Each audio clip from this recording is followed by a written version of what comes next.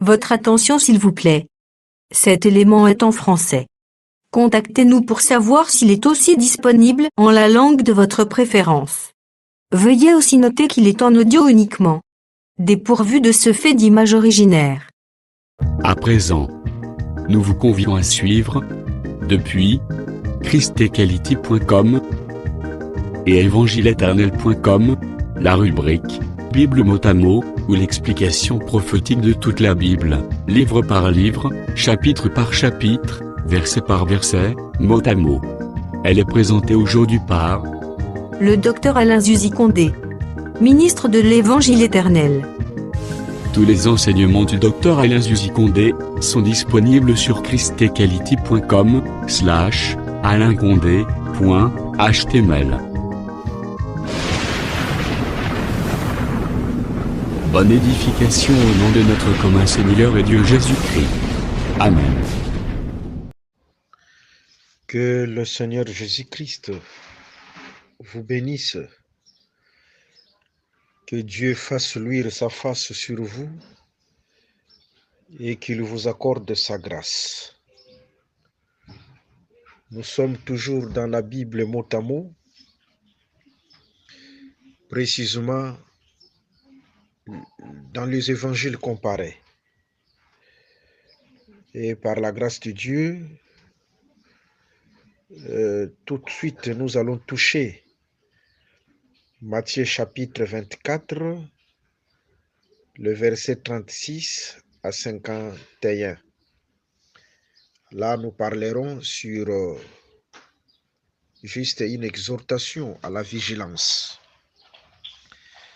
Nous prenons le livre de la vérité, la Bible, et nous allons lire.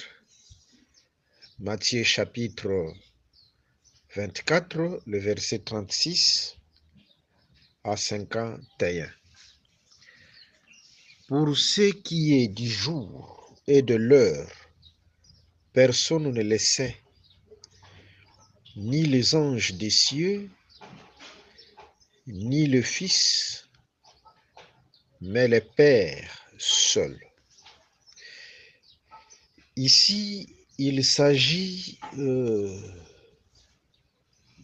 l'avènement du Seigneur. Il s'agit de l'avènement du Seigneur et nous avons défini selon les Écritures dans 1 Jean chapitre 2, verset 28, que veut dire avènement? Avènement veut dire apparition,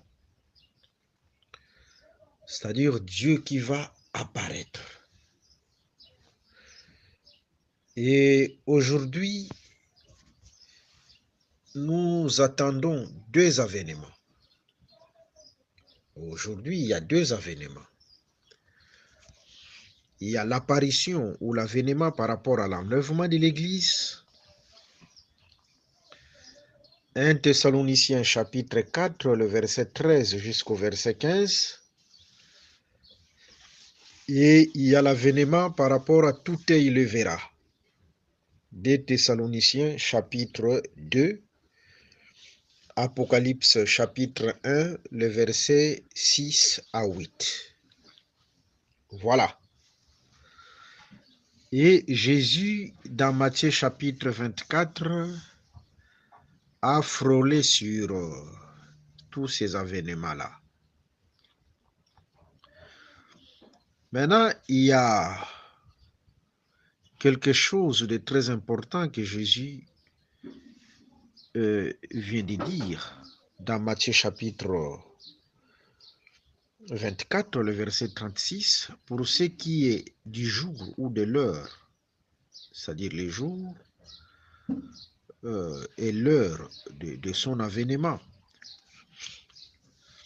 Personne ne le sait, ni les anges des cieux, ni le Fils, mais le Père seul. Seul le Père qui le sait. Cela veut dire quoi? Lorsqu'on parle du Père, remarquez, Jésus disait souvent, tout ce que je fais, je le vois de mon Père. Tout ce que Jésus faisait, il le voyait de son Père. Tout ce qu'il faisait venait de son Père. Mais quelque part, lui-même Jésus aussi dira que la loi, le psaume et les prophètes ont parlé de moi. Il est venu accomplir la loi, le psaume et les prophètes, c'est-à-dire les Écritures. Tout ce que Jésus faisait venait des Écritures. Parce qu'il est l'accomplissement des écrits. Maintenant, regardons ces deux réalités. Il y a d'abord le Père, tout ce qu'il faisait venait du Père, d'un côté, et de l'autre côté, tout ce qu'il faisait venait des Écritures saintes. Par là, nous comprenons que le Père, ce sont les Écritures. Les Pères, ce sont les Écritures. Personne ne connaît ni les jours, ne connaît les jours et l'heure de son avènement. Seulement le Père, seul, qui connaît. Cela veut dire tout simplement, concernant son avènement, tout a été prévu dans les écrits. C'est le Père qui connaît, c'est-à-dire ce sont les Écritures. Dieu a prévu toutes choses dans les Écritures, même concernant son avènement. Que le Seigneur Jésus-Christ vous bénisse. Raison pour laquelle nous allons voir, ici en bas, nous allons voir comment les Écritures ont parlé de ces jours-là. Nous allons voir comment les Écritures ont parlé de ces jours, toujours pour confirmer que c'est le Père qui connaît. Ces Pères-là, ce sont les Écritures. Ok, prenons le verset 37. Matthieu chapitre 24, le verset 37. Ce qui arrivera du temps de Noé arrivera de même à l'avènement du Fils de l'homme. Vous voyez, là c'est le Père qui parle. C'est-à-dire ce sont les Écritures. Car dans les jours qui précédèrent le déluge, les hommes mangeaient et buvaient, c'est-à-dire ce sont les fêtes. Manger et boire, c'est la fête. Parle de la fête. Même si vous prenez Colossiens chapitre 2, Colossiens chapitre 2, le verset 17, nous allons voir quelque chose là. Colossiens chapitre 2, le verset 17. Bon, commençons par le verset 16. Que personne donc ne vous juge au sujet du manger ou du boire, ou au sujet d'une fête, c'est-à-dire le manger, le boire, c'est la fête. Colossiens 2, le verset 16. C'est-à-dire au temps de Noé, les gens aimaient beaucoup de fêtes, ils fêtaient, ils aimaient les fêtes. Alors, c'est la répétition de ce qui s'est passé au temps de Noé. Il n'y a rien de nouveau sous le soleil. Dieu répète ce qui est passé. De la même manière, au temps de Noé, les hommes mangeaient et buvaient. Ils étaient plongés dans des fêtes. dans des distractions, se marier et marier leurs enfants. D'ailleurs, si vous prenez concernant les mariages, vous prenez Genèse chapitre 6. Là, vous allez voir le Fils de Dieu qui allèrent vers les filles des hommes. Vous voyez, le Fils de Dieu dont il est question là, ce ne sont pas les anges, parce que les anges n'ont pas de sexe. Les anges n'ont pas de sexe. Nous avons déjà parlé de cette chose-là dans Matthieu chapitre 22, si je ne me trompe pas. Là où nous avons fait allusion au mariage. Nous serons comme des anges. Nous serons, c'est dans le futur, pas aujourd'hui. En posant la question, ce sont des Sadducéens qui ont posé la question à Jésus concernant le mariage. Il y avait 7 frères qui ont pris une seule femme. Et tous ces frères-là sont morts, la femme aussi est morte. Et au dernier jour, cette femme sera à qui? La réponse de Jésus, au dernier jour, nous serons comme des anges. Pas aujourd'hui. Aujourd'hui, nous ne sommes pas des anges. Nous serons, c'est dans le futur. Vous voyez, Jésus voulait tout simplement dire que les anges ne se marient pas. Les anges ne se marient pas. Nous serons comme des anges, c'est-à-dire, au dernier jour, il n'y aura pas de mariage, il n'y aura plus de mariage. Parce que les anges ne se marient pas. Et les fils de Dieu qui allèrent vers les filles des hommes, ce sont les fils, la postérité des Seth, parce que Dieu avait choisi la postérité des Seth. Nous sommes dans Genèse chapitre 5. C'est comme sur toute la terre, Dieu avait choisi Israël. Et il a appelé Israël mon fils. Israël était le fils de Dieu. Vous voyez, le fils de Dieu, c'est le peuple que Dieu a choisi. Il a réclamé son fils à Pharaon lorsqu'il enverra Moïse. Il dira à Moïse, va faire sortir mon fils Israël. Le peuple que Dieu choisit, c'est ce peuple-là qu'on appelle fils de Dieu. Et dans Genèse chapitre 5, Dieu avait choisi la postérité des Seth. Et il a haï la postérité de Caïn. La postérité de Caïn était considérée comme des païens. Vous voyez, les fils de Dieu qui allèrent vers les filles des hommes, ce sont les fils des Seth qui ont pris pour femmes les filles de Caïn. Voilà un peu. C'est comme aujourd'hui un chrétien, un fils de Dieu qui prend une païenne. Et Dieu est jaloux de ça. Alors, c'est ça au juste. Sur le plan de la révélation, ça parle des alliances humaines. Aller prendre une fille païenne, comme Akab a pris Jézabel, ce sont des alliances humaines. Et Dieu est contre les alliances humaines. Aujourd'hui, Israël est dans les alliances humaines. Ok. Et les gens mangeaient, buvaient au temps de Noé. Ils se mariaient.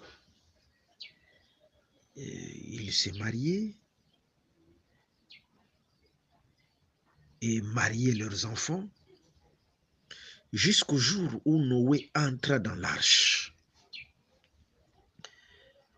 Et ils ne se doutèrent de rien jusqu'à ce que le déluge vint les emporta tous. Il en sera de même à l'avènement du Fils de l'homme. C'est comme aujourd'hui, les gens sont plus plongés dans des distractions, dans des plaisirs mondains. Et ils ont oublié un jour, le Seigneur viendra. Les gens ont oublié que Jésus-Christ viendra et prendre son Église. Vous voyez, ils sont plus dans des distractions. C'est ce qui s'est passé au temps de Noé. Le verset 39. Et ils ne se doutèrent de rien jusqu'à ce que le déluge vint les emporta tous. Il en sera de même à l'avènement du Fils de l'homme. Ok. Il en sera de même à l'avènement du Fils de l'homme, même l'avènement comme enlèvement. Hein? L'avènement comme enlèvement et l'avènement aussi comme tout est, il le verra. Les gens seront toujours dans la distraction. Ok. Alors, de deux hommes qui seront dans un champ, l'un sera pris et l'autre laissé. Deux hommes qui seront dans un champ. Je suis dans Matthieu chapitre 13. Matthieu chapitre 13.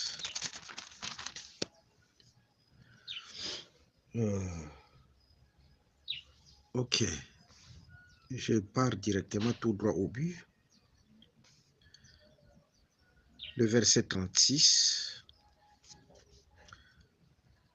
Le verset 36. Je commence par le verset 36. Alors il renvoya la foule et entra dans la maison.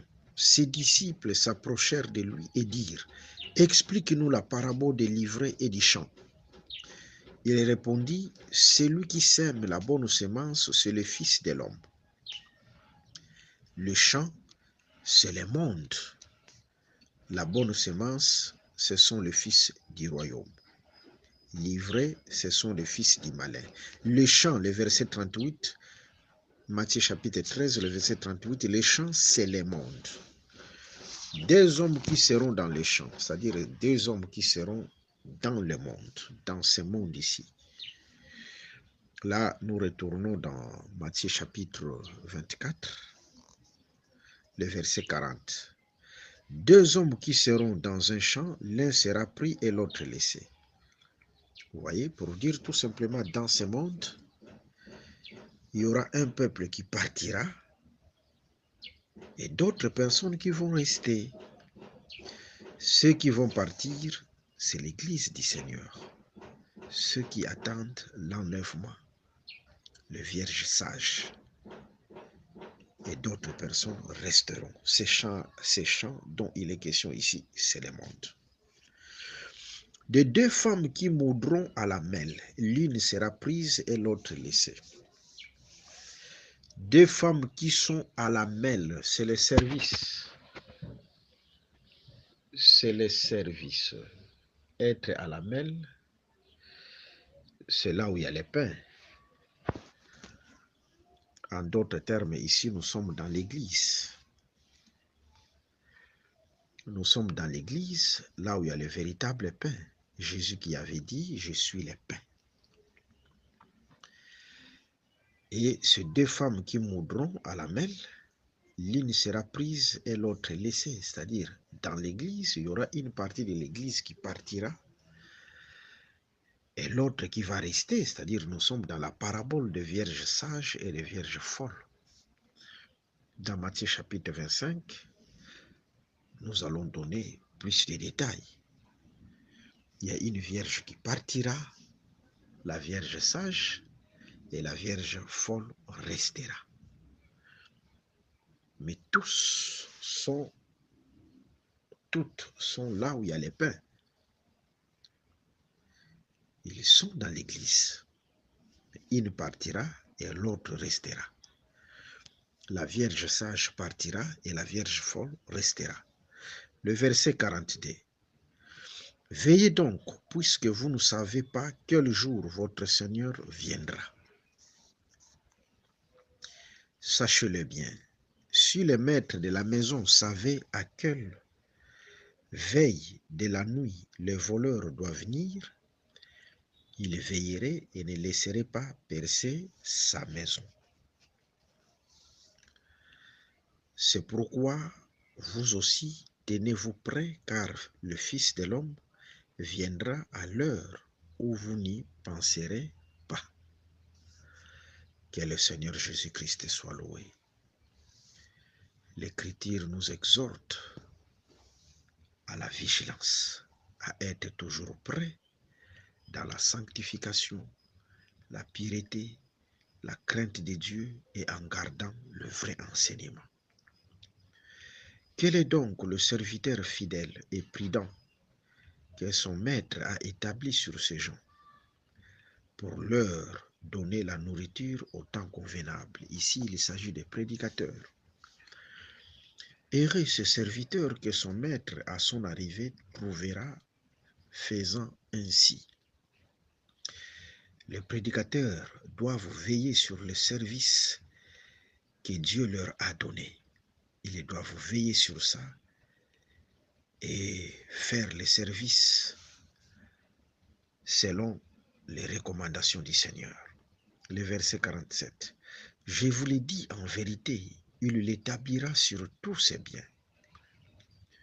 Mais si c'est un méchant serviteur qui dise en lui-même, mon maître tarde à venir, s'il se met à battre ses compagnons, l'image des serviteurs du ventre, s'il mange et boit avec les ivrognes, le maître de ses serviteurs viendra le jour où il ne s'y attend pas et à l'heure qu'il ne connaît pas. Les jugements concernent aussi le serviteur. Il le mettra en pièces et lui donnera sa part avec les hypocrites. C'est là qu'il y aura des pleurs et des grincements des dents, c'est-à-dire il sera chassé hors du camp. Sur le plan prophétique, chassé hors de la ville ou hors du camp, c'est rater l'enlèvement de l'Église. Les vierges sages et les vierges folles, les vierges sages entrèrent. Entrer, c'est être enlevé. Rester dehors, ça c'est après l'enlèvement. Rester dehors, c'est après l'enlèvement.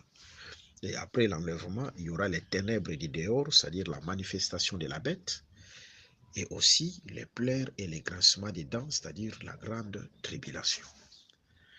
Que le Seigneur Jésus-Christ vous bénisse. C'était juste une exhortation à la vigilance concernant l'avènement du Seigneur, concernant l'enlèvement de l'Église et concernant tout élèvera. L'enlèvement de l'Église, c'est pour l'enlèvement, c'est pour l'Église.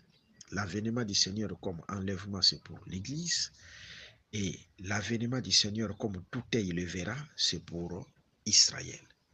Que le Seigneur Jésus-Christ vous bénisse abondamment. Nous rappelons nos coordonnées, nos numéros, plus 243 81 28 55 419, plus 243 89 444 52 77. Que le Seigneur Jésus-Christ vous bénisse. Merci d'avoir suivi ce message et que Jésus-Christ vous bénisse.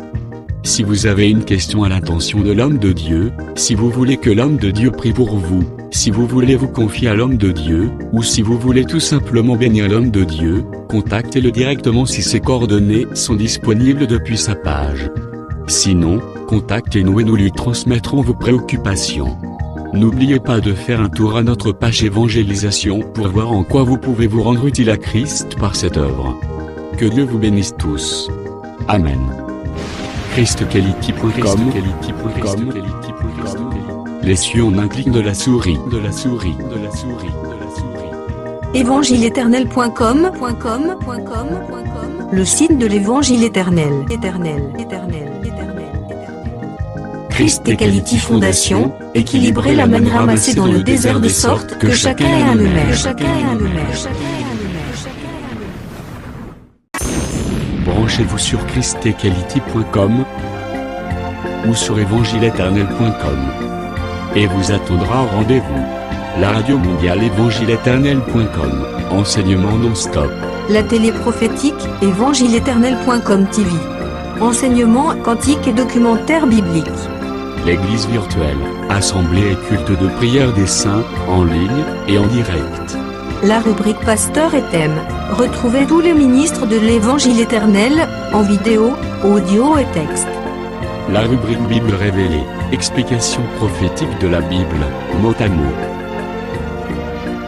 La rubrique Questions et réponses, expose les réponses des ministres à vos questions difficiles et compliquées. la rubrique prophétie et actualité, décrypte pour vous l'actualité en rapport avec les prophéties bibliques. La rubrique Aréopage ouvre à tous, et sans censure, le libre débat et exposition contradictoire. Évangile-éternel.com démystifie au moyen de l'enseignement, des erreurs, des fausses religions, églises, doctrines et philosophies. Nos enseignements confrontent l'apostasie et les idées préconçues pour vous attacher à la saine doctrine. Vous y trouverez de l'exhortation, du réconfort spirituel et de l'incitation à vous sanctifier. Sur évangile-éternel.com, sollicitez une requête de prière, et les ministres et plusieurs imprieront pour vous. Retrouvez des cantiques chantés par des saints et des cantiques instrumentaux. Venez y apprendre d'autres langues à travers la Bible audio multilingue. Les enseignements sont en toutes les langues. évangile-éternel.com, le site de l'Évangile éternel. Motivez-nous en souscrivant à l'une de nos chaînes YouTube, celle de votre préférence linguistique. Et venez évangéliser avec nous en partageant, autant que faire se peut, notre site web, nos YouTube channels ainsi que toutes nos publications. Merci de le faire et que Jésus-Christ notre commun Seigneur et Dieu vous bénisse tous. Amen. christequality.com. Les cieux sont à la portée de votre main, juste par un simple clic de la souris. Christ Equality Fondation, équilibrer la manne ramassée dans le désert de sorte que chacun ait un aimé.